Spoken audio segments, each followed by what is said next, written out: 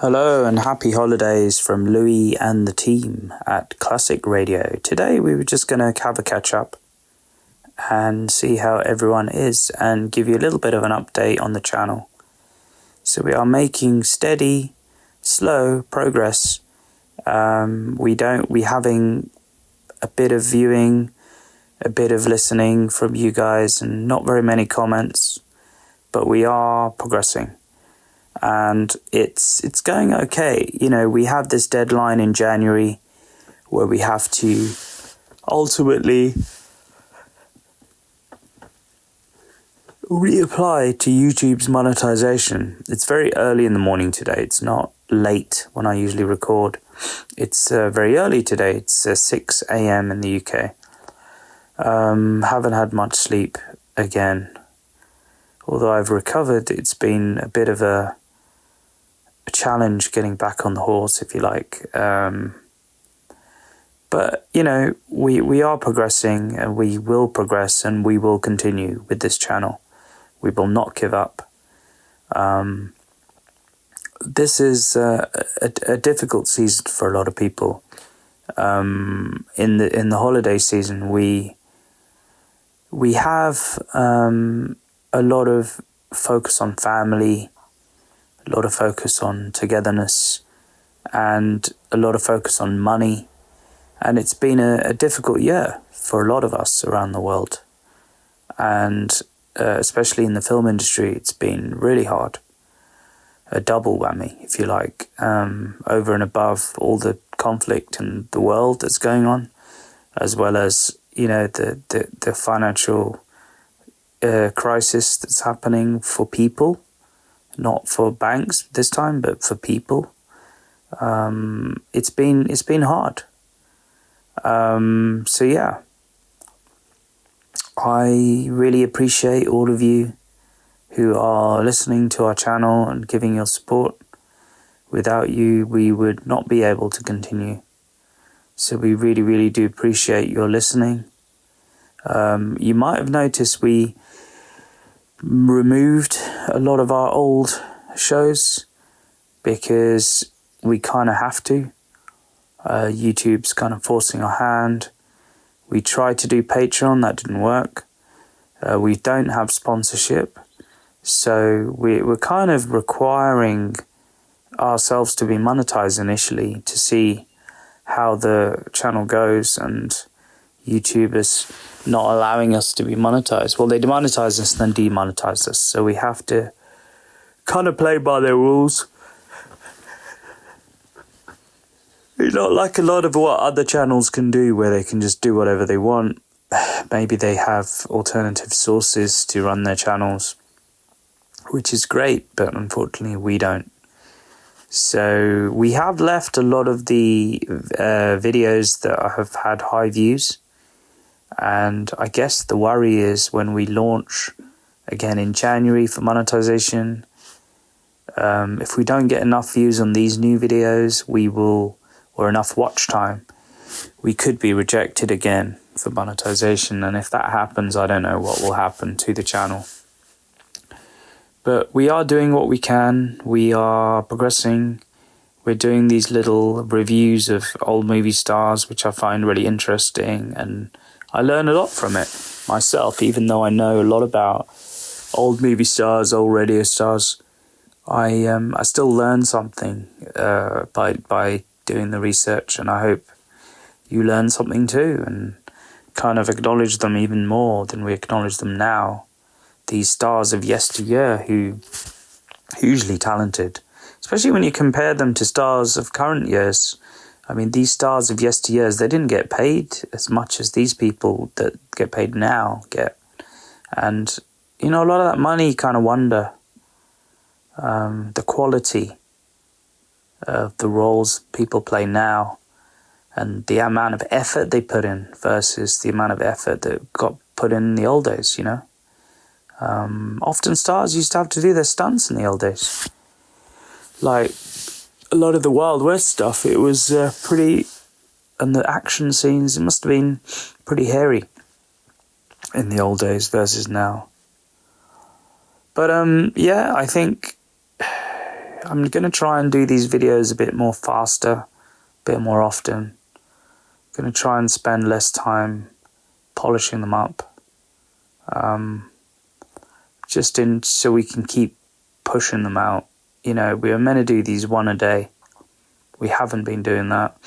After I got better, I had a whole week of film events I had to go to, and I had to put together some pitch decks for startup thing we're working on, and also progress on the feature films that we're working on. So there's lots going on,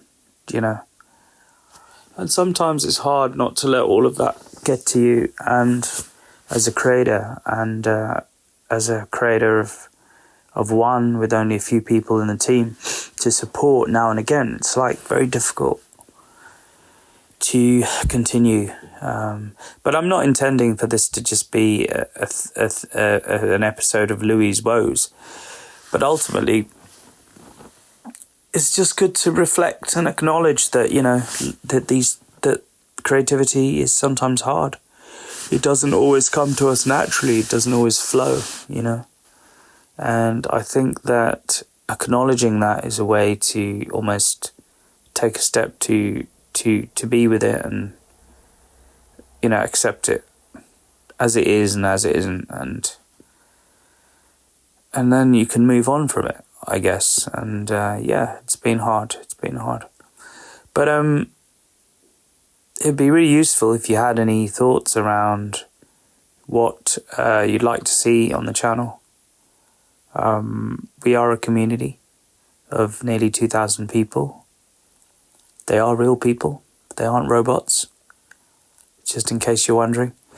And we've slowly grown there in over a year and a half. And it's just really great to see that organic shift and change, which, we started at one follower. And that was probably one of my friends. And then it moved from one follower to now, 1,800 or whatever we got now, which is just incredible. I have no idea who those 1,800 people are. I've seen some of you in the comments, some of you in the community tabs commenting. And, but it's just amazing how many people that we have, and, what that means to us as a channel is just, can't express it. That I'm talking now and all those people are listening to me. In a way, having a community of this many is much better, I think, than having like millions of people where, maybe you have the fame, you have the money, but ultimately, you don't have that little small group who at least they are listening, and you can see by the stats, you get a couple of hundred people at a time at least watching every video. And it's kind of cool. I think it's cool. These videos are slightly longer than the normal YouTube video, and I think they get listened to as a result. And I think we have that benefit at least of playing the radio show after. And I think it's a good thing.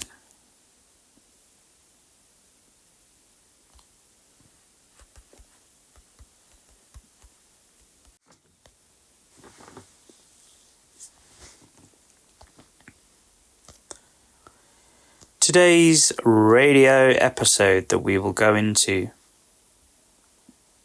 is once again Dragnet in the series of 1949. Today's episode is episode number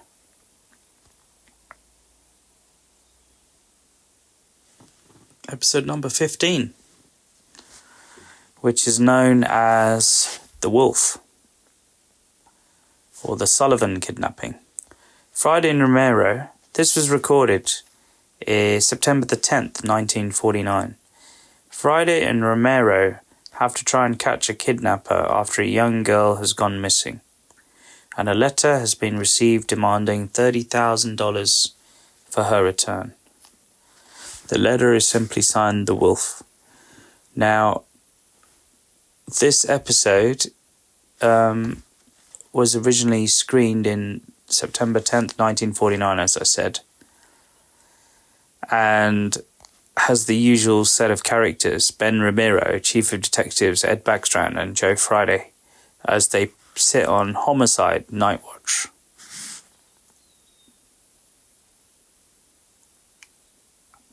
Hope you enjoyed the episode, and I'll see you on the next side afterwards. Bye for now.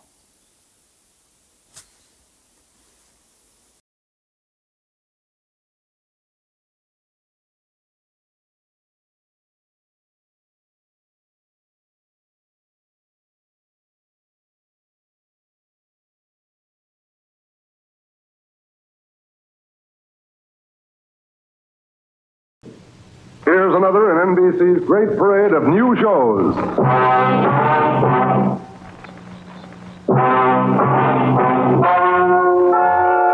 Ladies and gentlemen, the story you are about to hear is true.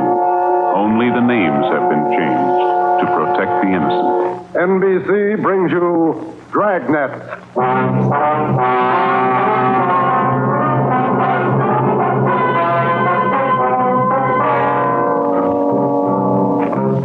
You're a detective sergeant. You're assigned to homicide detail. A 22-year-old girl has disappeared. A letter has been received. It demands $30,000 for the girl's return. The letter is signed The Wolf. Your job, get him. Dragnet, the documented drama of an actual crime, investigated and solved by the men who unrelentingly stand watch on the security of your home, your family, and your life. For the next 30 minutes, in cooperation with the Los Angeles Police Department, you will travel step by step on the side of the law through an actual case, transcribed from official police files. From beginning to end, from crime to punishment, Dragnet is the story of your police force in action.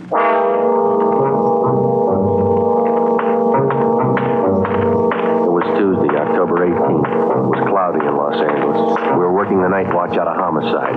My partner's Ben Romero. The boss is Ed Backstrand, Chief of Detectives. My name's Friday. I was on the way back from the stats office, and it was 3:26 a.m. when I got to room 42. Homicide. Got those months you asked for, Joe. Here they are. Thanks, Harris. Backstrand leave yet? In a minute, I'm going out with him. What's the address out there, the Sullivan place? 814 Castro Boulevard. You go straight out Santa Monica, take a left at Castro. I remember. You ready, Chief? Yeah. Friday, you call Romero yet? Right now. Get on it. This one we don't fool with. Yeah. Come on, Harris.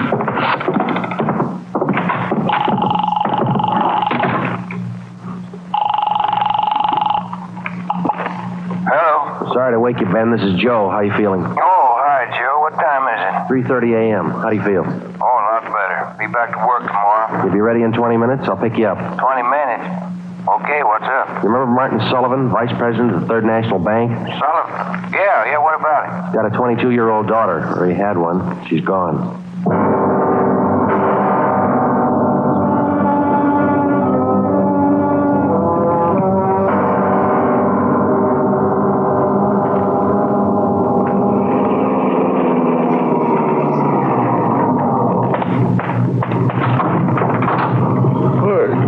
Good time, Joe.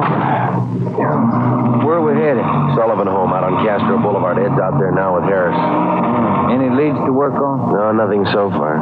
The girl disappeared a little before 1 o'clock yesterday afternoon. At 11 last night, he got a letter. They want $30,000. Sullivan hasn't got that kind of money. Yeah, I know it. Poor guy's almost out of his mind. Fill me in. How did it happen? Well, the guy took the girl out of business school. He had her called out of class. Told her father was sick, said he was a friend of the family. Well, how about the teachers? What was their story? Said the girl didn't want to go with the man at first, but he finally talked her into it. Kept telling her father was dying. That's about as low as they come. Yeah. Did he use a car? Witnesses said it was a blue sedan. They didn't get the license number or the make. Did they remember what the guy looked like? About 5'9", 160, brown suit, dark hair. Nothing else? No. Here's a copy of the letter. The usual. Read it. Yeah. I have your daughter, Judy. Get, what's that? $30,000. $30,000 quick if you want her back alive. Don't call police or I'll kill her. Contact you later. Signed, better name. Come on, here we are. Got the original note, Joe. Lee Jones down at the crime lab. He's checking it for prints and handwriting. Well, if he was... Oh, hi, David. Right on the house, boys. Just waiting for you. Thanks, Dave.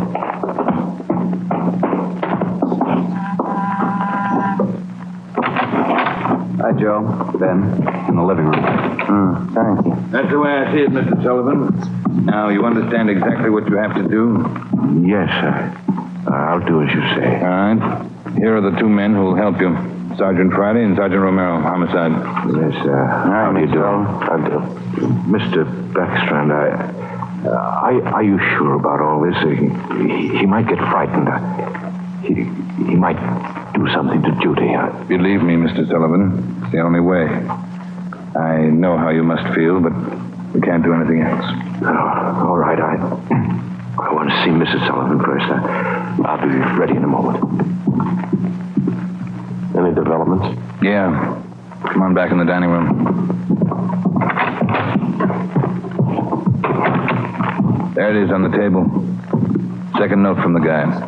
Telegram. When'd this come? About half an hour ago.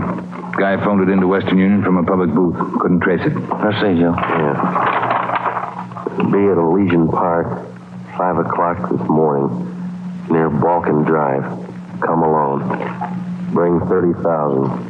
Will return girl. Don't tell cops. Kill her if you do. Or we'll... 4 a.m. now, Skipper. Not much time. I know it. We'll have to do as he says. No other way. Then Sullivan's going out there alone? You're going with him, you and Romero. You'll be hidden out in the trunk of the car. Any plan? Get him. That's all.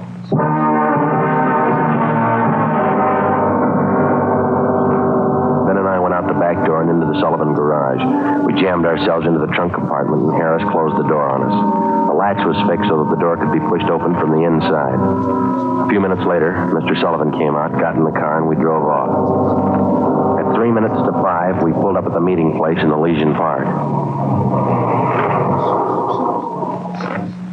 We waited. Nothing happened. At 5 minutes past 5, it started to thunder. That's all we need now. Thunderstorm. Stuffing in this trunk, isn't it? Oh, yeah. Ben, listen. Something? Must be. Have you seen anything? Sounds like he's pacing up and down alongside the car, doesn't it? Yeah, listen. Can't hear anything else. Can you? No, we better stay under cover. Yeah. Rain's starting in. Wonder what happened to the wool. Cold feet, maybe. Let's wait it out.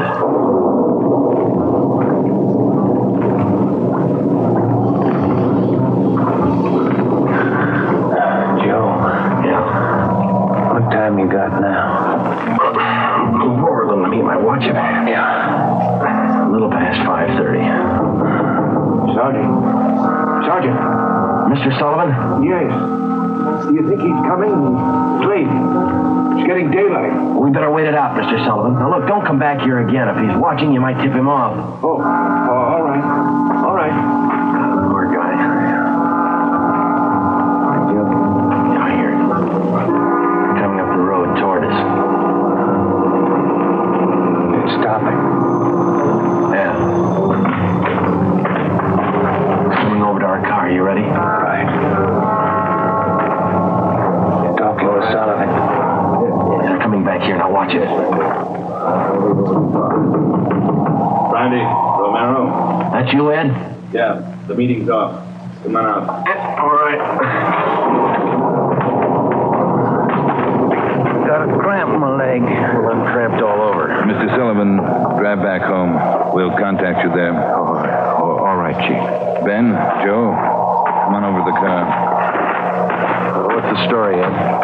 Guy had no intention of following through with this meeting tonight. Well, how come? He told us. Phoned at 5 o'clock. Tried to trace the call. He wouldn't stay on the line long enough. What do you have to say? He wanted more money. Bragged about how smart he was. How we'd never get him. What he knows Sullivan's called in the police. Sure. Said he didn't care. We'd never get him anyway. Yeah, pretty cocky. Pretty smart. Take my word for it, he's no dummy. Control 1 to 80K. Control 1 I'll get it. 80K. 80K to Control 1. 80K to Control 1. Go ahead. 80K, go to your office. Code 3. Go to your office. Code 3. GMA 367. All right, Romero. Let's roll.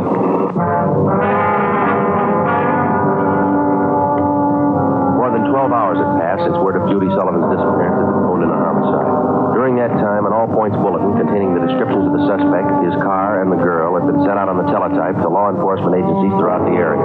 The same descriptions were broadcast over the police radio every hour.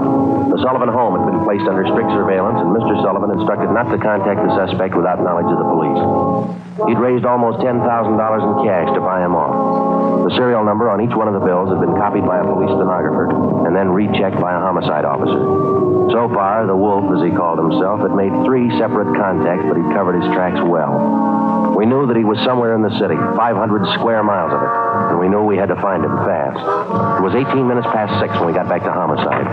Hi, Chief. Fellas, you got something for us, Mac? Here, this letter. Special delivery. Came in about 25 minutes Can ago. I see that, Mike? Stay away from Sullivan. If the kid's found dead, it's your fault. Stay away, the Wolf. All right, Mike. Get it over to the crime lab and have Lee check it for prints. Right, Chief. Will you find any prints on the second note, Mike? 2. Running through R&I now. Friday, Romero, get down there and see if they got a make. Right, Ed. Let's go, Ben.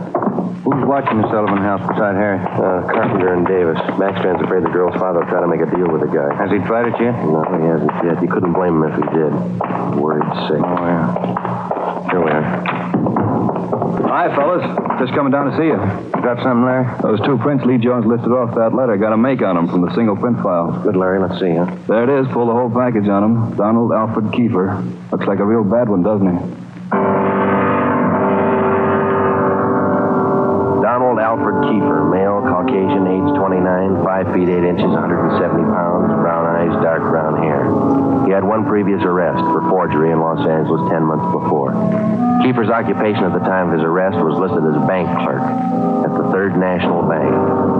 Ben went back into the files and pulled the crime report. Then we called Ed Backstrand. There's the answer, Skipper. At the time Kiefer pulled that forgery job at the bank, Mr. Sullivan was one of the vice presidents. Go on. Sullivan was the one who preferred charges against Kiefer, and so that he was prosecuted. Where's this Kiefer now? Let me see. He was placed on probation, and on May 16th this year, he returned to his home in Omaha, Nebraska. That's 1380 Mackinac Avenue. All right, Romero. Get Omaha on the phone and have them check out Kiefer. Right, Skipper? Friday, take Kiefer's package and this note down to Don Myers. Have him check the handwriting. And get over to the crime lab and see what Jones lifted off that last letter we got. All right, Ed. The faster we work, the faster we'll put this guy behind bars. Now move.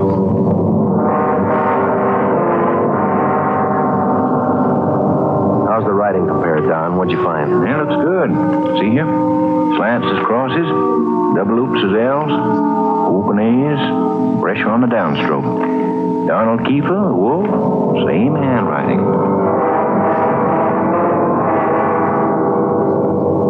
Lifted 3 prints off this last note, Joe. Brought them out with the iodine fume gun. They match with the first. Thanks, Lee. Did you find anything else? I don't know if it'll help you much. We examined the paper for watermarks and texture. Both notes are written on the same kind of paper. Impressions show both pieces of paper from the same tablet. Checked the density of the carbon and the pencil he used. Both specimens match. Same pencil.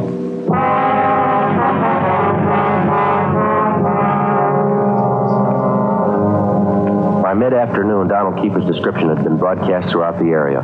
Bulletins were dispatched to all departments, and an APB was teletyped for the entire state.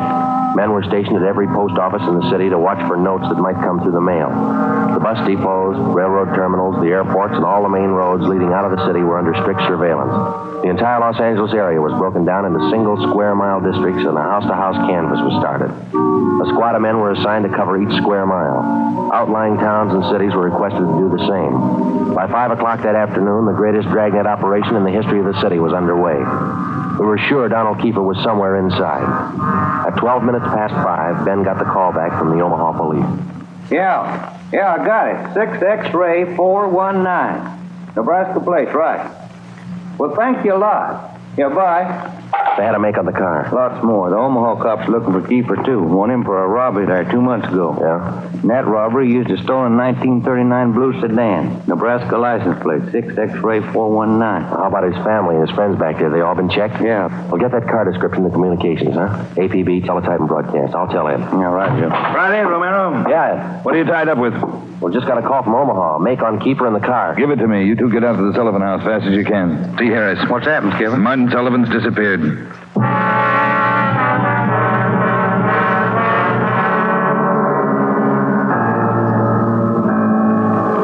right, Harris. How'd it happen? About 3 this afternoon, Mr. Sullivan got a phone call. Said he had to go down to the bank. I went with him. He had me wait in the reception room, and he went in his office. After waiting 10 minutes, I got suspicious and went in. He was gone. That's it. Did he get any more money? This morning, $5,000. Did you get the serial numbers off the bills? Yeah. Shouldn't have let him get out of my sight. Forget it. Right now, we've got to find out where he's gone to meet Kiefer. Did you talk to Mrs. Sullivan about it, Harris? She says she doesn't know anything about it. Let's try her again. Come on, let's go inside. All right, fellas. All right. Where's Mrs. Sullivan, Dave? Back in the sitting room, lying down. Doctor's with her. Come on. What time you got, Ben? 6:35. I'll get it. Hello? Where are you? Oh. Where are you now? Where are you now? We'll be right out. That was Martin Sullivan. He met with Kiefer out in Laurel Canyon. Did he get his daughter back? Yeah. Wrapped in newspapers.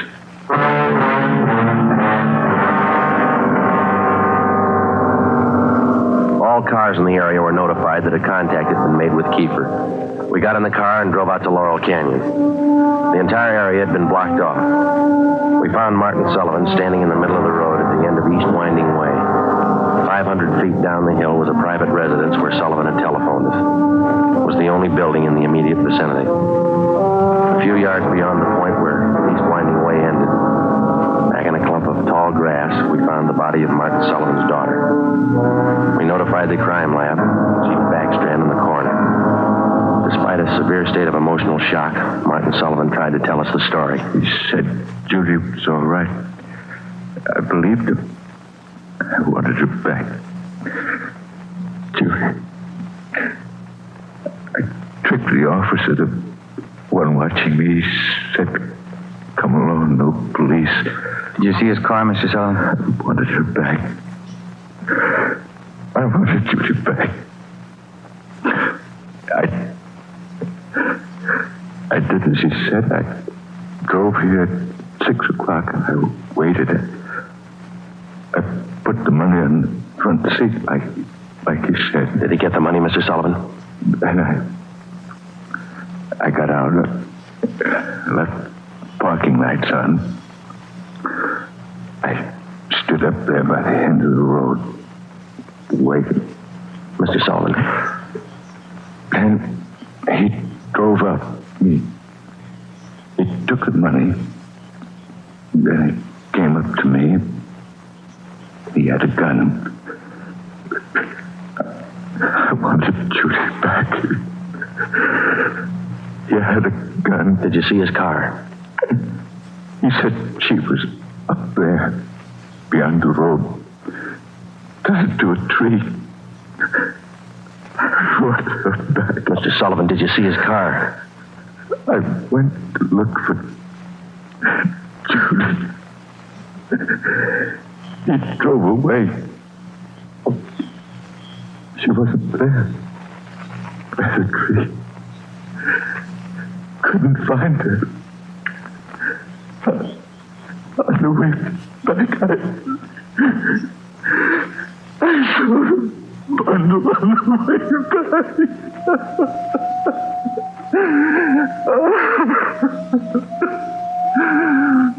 Let me find her. He killed her. Let me find her.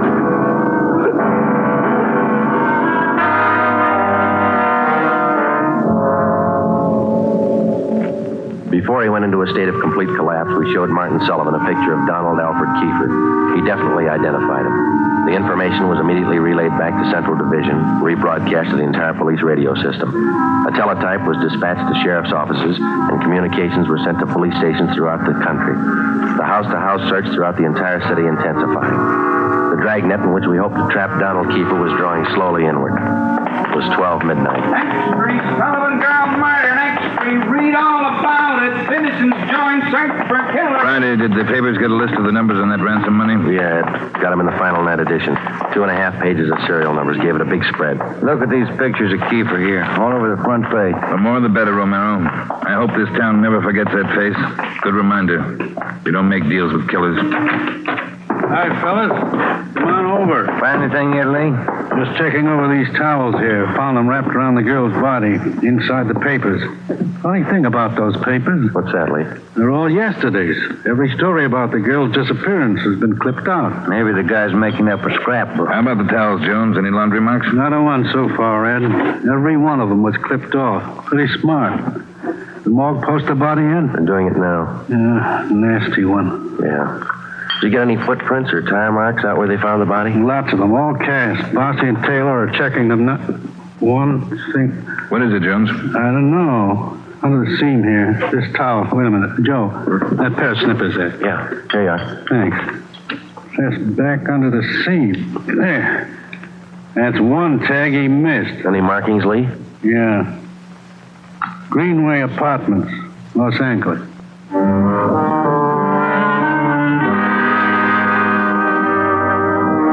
One look at the apartment was enough. In an adjoining garage, we found the car which Kiefer had used, a blue sedan. Nebraska license plate 6X-ray 419. When we got back to the office, Chief Backstrand immediately issued a cancellation of the want order for the blue sedan, and then he ordered a detail of men to stake out the car in the event Kiefer decided to come back for it. Here's the coroner's report, Joe. Oh, let's see it. Cause of death, strangulation. Time of death, Monday, October 18th, approximately 2 p.m. 1 hour after he grabbed her? That can't be right. Skipper in his office? No, he's out for a minute. Hey, Joe, Ben, take the call off 2503, will you? Thanks, Mike. Right. Would you give me the call on 2503, please? Thanks. Hello? Yeah.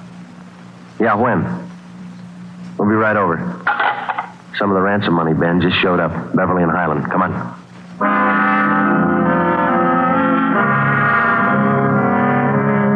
The man's name was Ralph Donahue.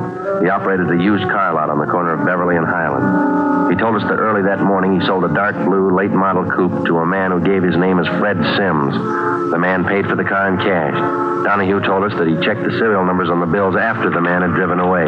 Serial numbers check out, Joe, every one of them. If I only thought to look, officer, and you know I generally do. I'm the suspicious kind anyway, but, this morning I must have been asleep. You got the full description on the car, Ben? Yeah, Joe. All right, let's get it on the air right away. I saw his mug in the paper while I was waiting for you. Too late. Sorry. Yeah, thanks.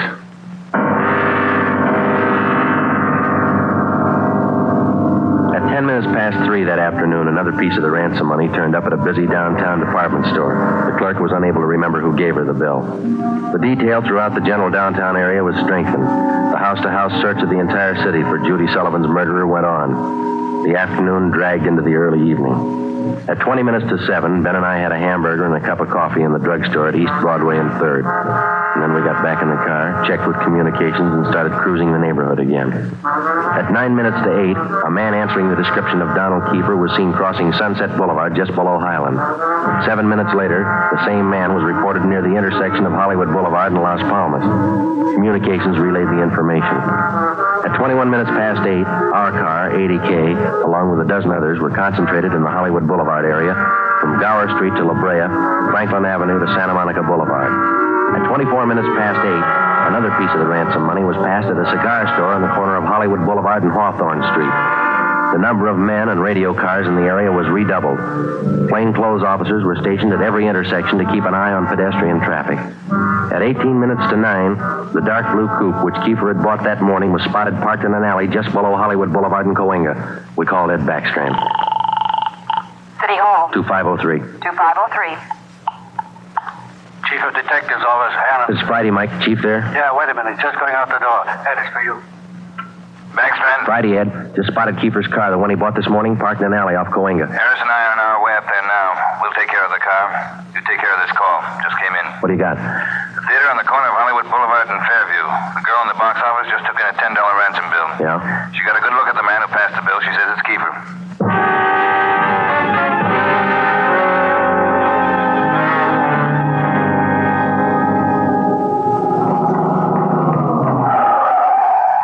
Come on. Yeah. You got the list of serial numbers? Right here. Let's check at the window. Yes, sir. How many, please? Police officers. Sergeant Romero, Sergeant Friday. Oh, yes, sir. Mr. Rayburn, the police are here. Would you step around to the side door, Sergeant? Yes, ma'am. Margie, relieve Francis for a minute. Francis, come here. Bring that $10 bill with you. Sharp girl, officer, that Francis. Sharp.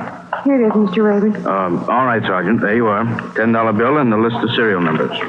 Check out all right, Ben? That's it, Joe. Good work, man. You reported the man came in about a half hour ago. You're sure it was Kiefer? Yes, sir. I have his picture in the box office just behind the change machine. I recognized him right away. And as far as you know, he hasn't left the theater? That's right, sir. All right, Mr. Rayburn, I'm sorry. I'm afraid we'll have to interrupt the show. Anything you say, Sergeant. Anything. Ben, you keep an eye on the front exit. I'll call communications. Right, Joe.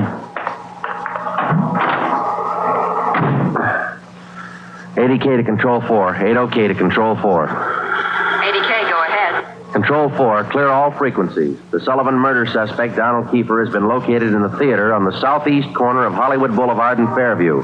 Have all units surround the area. 80K, roger. Attention all units. Attention all units.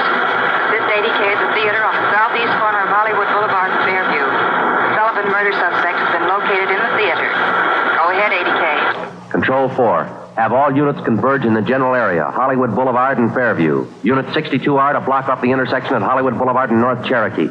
Stop all pedestrian and vehicular traffic. Unit 61A to block the intersection at Hollywood Boulevard and Hudson Street. Stop all pedestrian and vehicular traffic.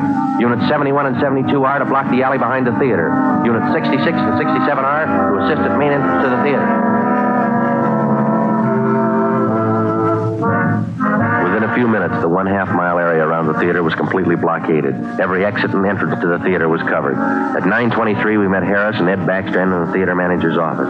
Backstrand outlined our plan of operation. At 9:28, a detail of 14 men walked down the side aisles on the main floor of the theater and took up their posts on either side of the orchestra pit. The picture was stopped and every light in the theater was turned on. Ed Backstrand, Harris, Ben, and I went down the aisle and up onto the stage. Backstrand made the announcement. Ladies and gentlemen, we're sorry to interrupt the picture, but this is important. We're police officers. We've traced the murderer of Judy Sullivan to this theater. He is in this theater now. Now we're going to search the theater row by row, and we'd like to ask your cooperation. There's no need to be panicky or afraid. Those who wish to leave now may do so. Leave by the main entrance. Each one of you will be checked as you go out the door. And for the benefit of the man we're looking for, don't try to escape. Every exit is covered and the entire area is blockaded. Don't place any more lives in jeopardy. Come on, Ben.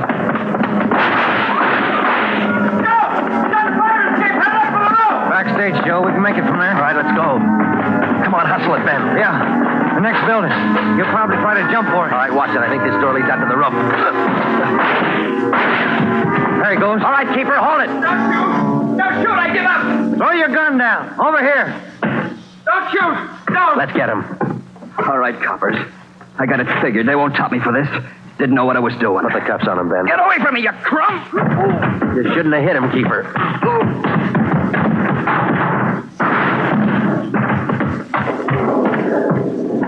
All right, Ben. Try the cuffs now. Yeah. Come on, let's get him in out of the rain. What's the hurry? Why spoil a good rain? The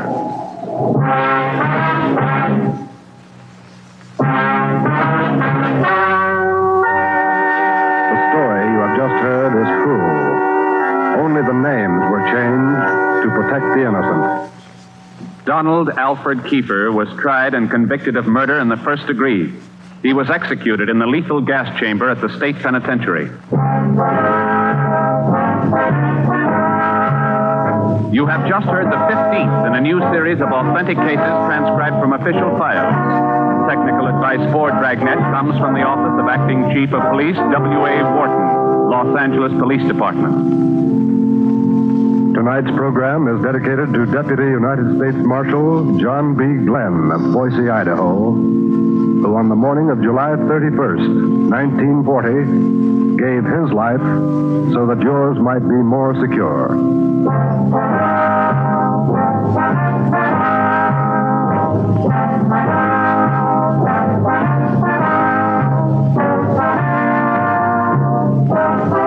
Dragnet came to you from Los Angeles.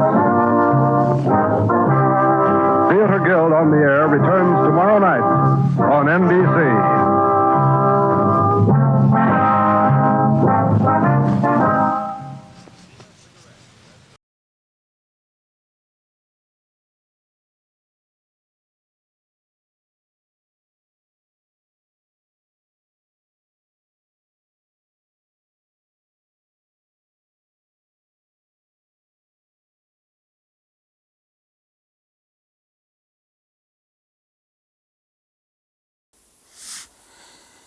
Well, thanks for watching, listening, and I really hope you got something out of that episode.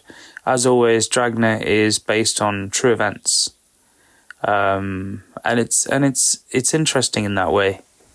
As a procedural drama, it often reminds me of, or it should be the other way. I guess this reminds me of Dragnet, but it set the scene for procedural, and then that's actually a term now used in TV shows. You know, Law and Order, as they follow the actual crime and then follow the order part, you know, the court part afterwards, and how the two intertwine. It's quite interesting. And I think Dragnet was groundbreaking at the time for creating these kind of shows. And it's just amazing that these are a snapshot of time as well, and the way that people talk and the way that people act is obviously with a bit of flair for acting to make it more entertaining, but ultimately you almost get a snapshot of the time. And as a person who wasn't even born in that time, you know, I was born many decades later. It's like interesting to get that insight into that. You know, my mother must have been, she's passed away now, sadly, but she must have been, I don't know, maybe when this was aired, she must have been, I don't know, in her teens at the time, you know, which is just remarkable to think about. My dad also, a little bit older, he's also passed. But it just goes to show that these characters are actually older than my parents. So that I guess they would fall into like grandparent level for me.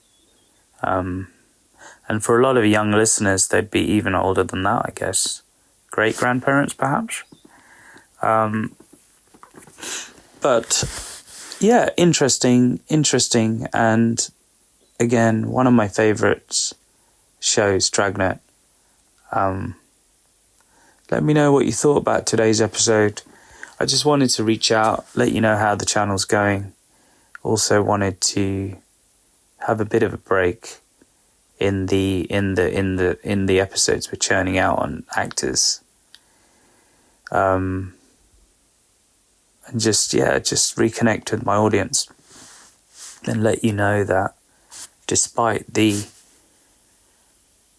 hardships and despite the challenges, Louis is still here and we're still going.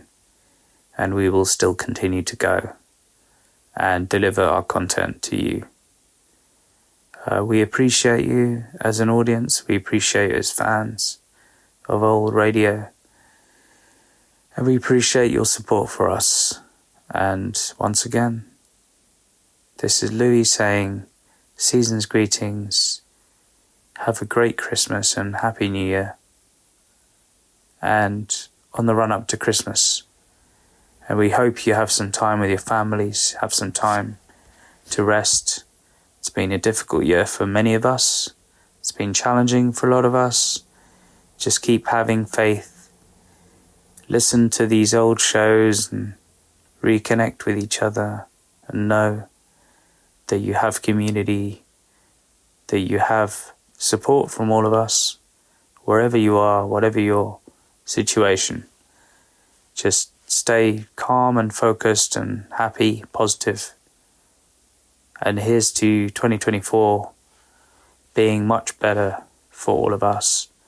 And hope everyone who's creating stuff, building stuff, working on things that they care about, that everything comes true for you in your endeavors, in your families, in your relationships, in your money, in everything you do and everything you aspire to do for next year and the years beyond. I truly hope you'll get it, achieve it, and have success in it. And with that said, without further ado, this is Louis and the team saying good night for now. God bless you all, and we'll see you on the next episode. Bye for now.